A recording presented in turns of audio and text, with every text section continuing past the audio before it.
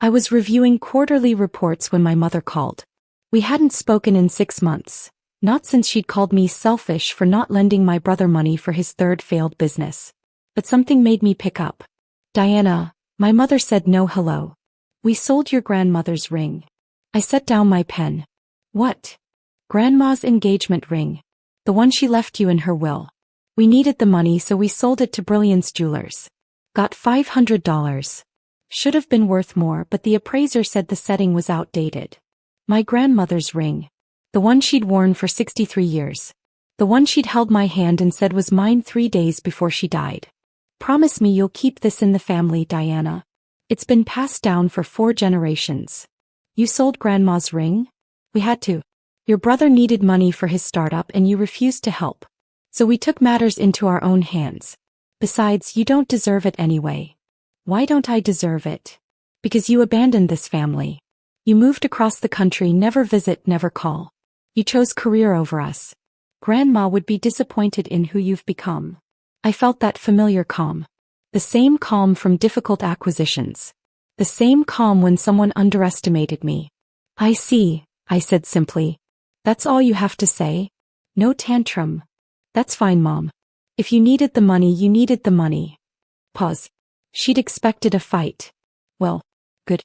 I'm glad you're finally being reasonable. Is that all?" "Yes. Goodbye, Mom." I hung up. I sat there thinking about my grandmother. She'd been the only one who believed in me. When I'd said business school, my father laughed. When I'd said investment firm, my brother called it a fantasy. When I'd bought my first company at 26, my mother said I was getting too big for my britches. But Grandma? She squeezed my hand and said, "You're going to do extraordinary things, Diana. Don't let anyone make you small." She'd been gone 3 years. In those 3 years, I'd built Meridian Capital Partners into a private equity firm managing $1.2 billion in assets. I'd acquired 17 companies. I lived in a Seattle penthouse, drove a car I'd paid cash for, had more money than I'd ever need. And 3 months ago I'd bought Brilliance Jewelers. All 47 locations across 6 states. Total acquisition cost, $180 million. I'd bought it because it was a good investment. Solid brand, loyal customers, prime retail locations. The previous owners were retiring. I hadn't bought it thinking about my family. But now it was perfect. I pulled up my email and found Marcus Chin, the regional manager I'd hired to oversee Pacific Northwest locations. Marcus was excellent. 15 years in luxury retail, strong operations background, loyal. "Marcus, I need you to pull a transaction from yesterday or today. Seller's name, Patricia or Robert Sterling. They sold an engagement ring, vintage setting, likely appraised around $500. I need all details. Photos, appraisal documents, buyer information if resold, everything. Send to me directly by end of business today." 3 hours later, Marcus replied with photos of the ring. My grandmother's ring. Delicate platinum band and center diamond surrounded by smaller stones in Art Deco setting. The appraisal estimated its value at $500 based on outdated style and moderate diamond quality. I looked at the photos for a long time. The ring looked exactly as I remembered. The appraisal was bullshit. I'd had it independently valued 2 years ago for insurance. Actual value, $15,000. The diamonds were high quality and Art Deco settings were increasingly collectible. But my parents had accepted a lowball number because they were desperate and didn't know better. According to Marcus's email, the ring had been purchased by the store for $500 and was now in their estate jewelry collection, priced at $8,000 for resale. I called Marcus. "Marcus, it's Diana Reeves. That ring is not for sale. Remove it from inventory immediately and ship it to my personal address via insured courier." Of course. Should I process this as a corporate purchase? No. Personal matter. The ring was stolen from me and sold without permission. I'm reclaiming my property. Understood. Is there anything else? Yes. Pull the file on Robert and Patricia Sterling. I want to know if they've sold anything else to our locations. And going forward, any transactions involving the last name Sterling need flagged and sent to me for approval. Absolutely. I'll set up the alert today. Thank you. I hung up and emailed him my address. The ring would be back by week's end. I drafted another email to legal counsel. Sarah, I need a letter to Robert and Patricia Sterling regarding unauthorized sale of inherited property. The ring was left to me explicitly in my grandmother's will, which I have on file. They removed it from my apartment last year and sold it without permission. I want documentation that they acknowledge it was my property. The sale was unauthorized and I've reclaimed it. Certified mail. Sarah replied within an hour. Letter drafted. Given the value and family relationship, do you want to pursue legal action beyond documentation? No legal action. Just documentation. I want them to know I know what they did. The letter went out next morning. 2 days later, the ring arrived via courier. I opened the velvet box. My grandmother's ring, exactly as I remembered. I slipped it on my finger. Perfect fit. I took a photo and sent it to my assistant.